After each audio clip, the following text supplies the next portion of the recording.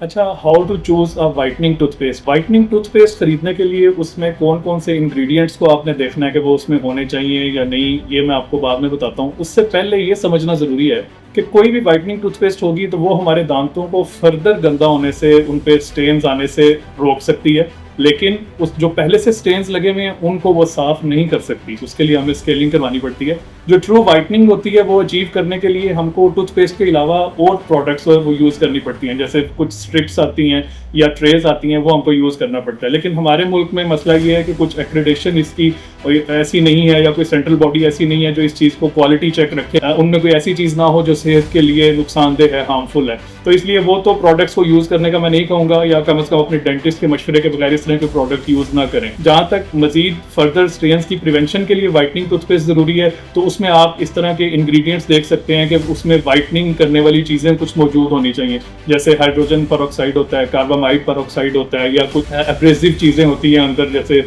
Calcium carbonate है, sodium bicarbonate है, जिससे ये बेकिंग सोडा होता है जो, ठीक है। तो इस तरह की चीज़ें हम देख सकते हैं। दूसरी चीज़ जो आपने देखनी है कि टूथपेस्ट के अंदर वाइटनिंग इंग्रेडिएंट के साथ साथ टीथ प्रोटेक्शन वाली जो चीज़ें होती हैं वो अंदर होनी चाहिए। यानी आपके टूथपेस्ट के अंदर फ्लोराइड जरूर होना चाहिए कि सिर्फ वो स्टेन्स को रोके या वाइटनिंग ही ना करे सिर्फ, बल्कि दांत की सेहत को रोकना भी जरूरी है, क्योंकि दांत में अगर कैविटी आ जाएगी, केरीज लग जाएंगी, तो फिर भी दांतों के ऊपर एक पीलापन और वो महसूस होगा और यूँ लगेगा कि दांत वाइट नहीं है।